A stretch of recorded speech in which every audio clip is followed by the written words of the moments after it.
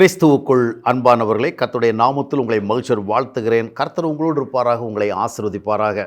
எப்போவுமே இந்த பக்தி உள்ளவங்க என்ன பண்ணனா, கர்த்தருக்கு ஏதாவது செய்யணும், கர்த்தருக்கு ஏதாவது கொடுக்கணும் அப்படிங்கிறதுக்கு தான் முதல் கவனம் செலுத்துகிறாங்க. நல்ல பழக்கம் தான், நம்ம எப்போவுமே வாங்குவதை பார்க்கலும் கொடுக்கறது நல்லதுன்னு பைபிள் சொல்லுது.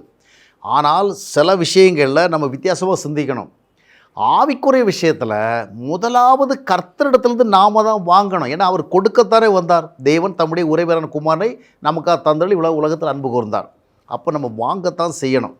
நாம் என்ன பண்ணுறோம்னா, வாங்க வேண்டியதை வாங்காமல் ஆராதனை கொடுக்கறது, காணிக்கையை கொடுக்கறது, பயபக்தியை கொடுக்கறது, பக்தி செயல்களை கொடுக்கறது, ஊழியத்தை கொடுக்கறது, அப்படி ஏதாவது something we must give to God அப்படிங்கிற மாதிரி போய்டுறோம்.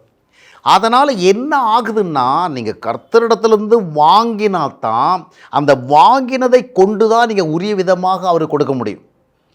ஆண்டவரை ஏற்றுக்கொண்டு, கர்த்தரை பெற்றுக்கொண்டு, பரிசுத்தாவியை பெற்றுக்கொண்டு, சத்தியத்தை பெற்றுக்கொண்டு, மறுபிறப்பின் அனுபவத்தை பெற்றுக்கொண்டு, தேவ ஐக்கியத்தை பெற்றுக்கொண்டு, தேவ வழிநடத்தலை பெற்றுக்கொண்டு, இந்த மாதிரி ஆண்டவரிடத்திலிருந்து பெற வேண்டியவைகளெல்லாம் பெற்றுக்கொண்டால்தான் எப்படி ஆண்டவரை ஆராதிக்கணும், எப்படி ஆண்டவருக்கு காணிக்க கொடுக்கணும், எப்படிப்பட்ட பக்தி செயல்களெல்லாம் அவருக்கு பிரியமாக இருக்கும், எப்படி அவருக்கு ஊழியம் செய்யணும், இந்த உண்மைகள் தெரியும்.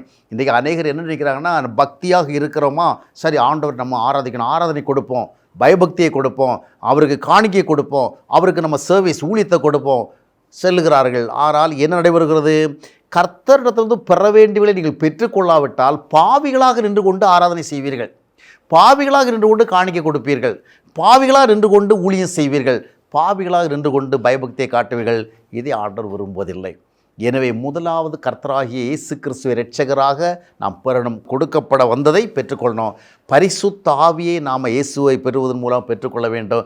இயேசுவை பெறுவதன் மூலம் சத்தியத்தை பெற்றுக்கொள்ள வேண்டும், மறுபிறப்பின் அனுபவத்தை பெற்றுக்கொள்ள வேண்டும், தேவ வழிநடத்தலை பெற்றுக்கொள்ளணும். இவ்வளவு பெற்றுக்கொள்கிற பொழுது ஆண்டவருக்கு கொடுக்கறதெல்லாம் பரிசுத்தமாக இருக்கும், ஏற்றுக்கொள்ளப்படத்தக்கதாக இருக்கும், அவருக்கு பிரியமாக இருக்கும். அதைத்தான் ஆண்டவர் விரும்புகிறார்.